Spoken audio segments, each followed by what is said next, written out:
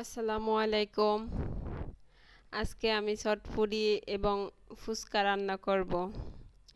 আমি ডাবলিগুলা সারা রাত ভিজিয়ে রাখছি পানিতে।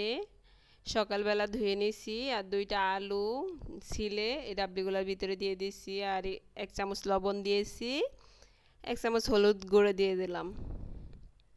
দিয়ে আমি রাইস কুকারে অন করে দিলাম।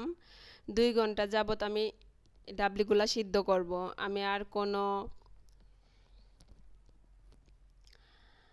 আমি আর কোনো খাবার সোডা মিশাইনি। দেখো আমার ডাবলিগুলা এমনিতেই সিদ্ধ হয়ে গেছে। 2 ঘন্টা রাইস কুকারে সিদ্ধ করাতে সুন্দর সিদ্ধ হয়ে গেছে। দেখো আমি আলুগুলা একটু কেটে দিলাম, আলুগুলা সহ সিদ্ধ হয়ে গেল। সবাই আমার চ্যানেলটা সাবস্ক্রাইব করে দিও। আমি নতুন চ্যানেল খুলেছি। আমার ভিডিওটা যদি ভালো লাগে তোমরা শেয়ার করে দিও তোমাদের আত্মীয় স্বজন সবার মধ্যে। দেখো আমি হলুদ গুঁড়া দিয়ে দিয়েছিলাম। হলুদ গুঁড়াতে ডাবলিগুলো এত সুন্দর হয়েছে।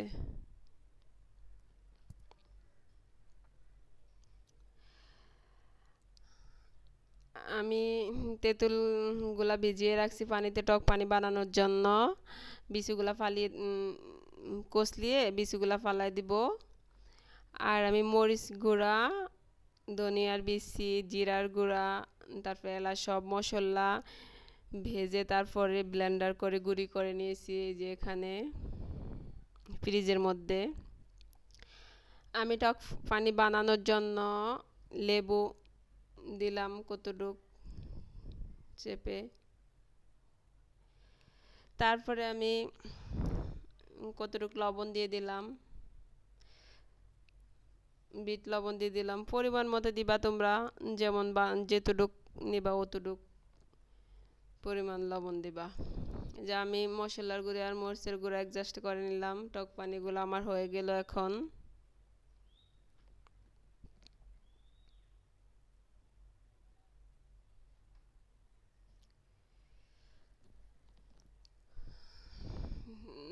এখন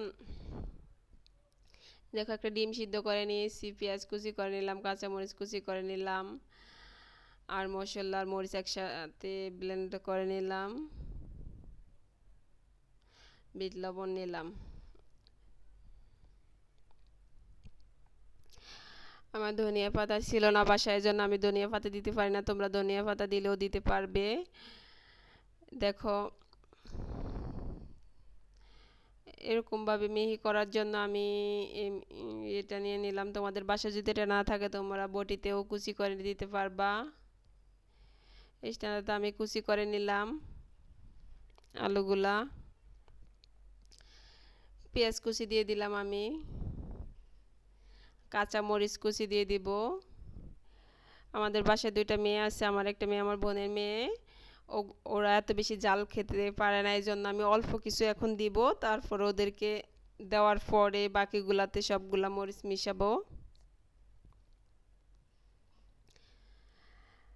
দেখো আমি তোমরা ফুচকাও বানাতে পারবে, তারপরে চটপটি বানাতে পারবে। দেখো আমি লবণ গুঁড়া দিয়ে দিছি, তার পরিমাণ মতো দিলাম বিট লবণের গুঁড়া দিলাম, মশলার গুঁড়ি মরিচের গুঁড়া দিলাম, 1 চামচে দিলাম কারণ বাকিগুলো পরে দিব। এখন আমি ডিম কুচি করে দিয়ে দিলাম।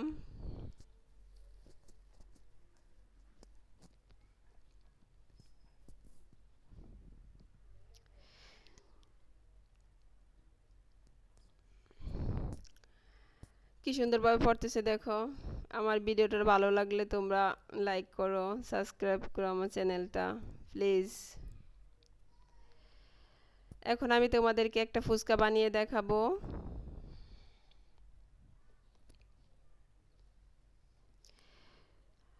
সবগুলাকে ভালোভাবে অ্যাডজাস্ট করে নিলাম, মরিচের গুঁড়া, লবণ, মশলা সব।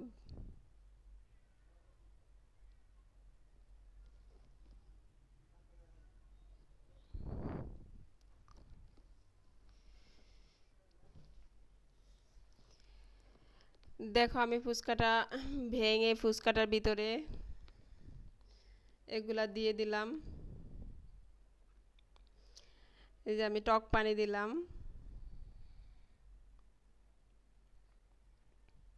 দোকানের মতোই দেখবে, মজা হয়েছে এরকমই লাগে। একদিন বানিয়ে খেয়ে দেখো।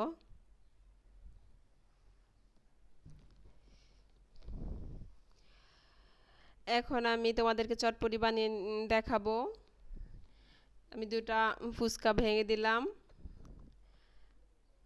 আর কিছু টক পানি দিয়ে দিলাম।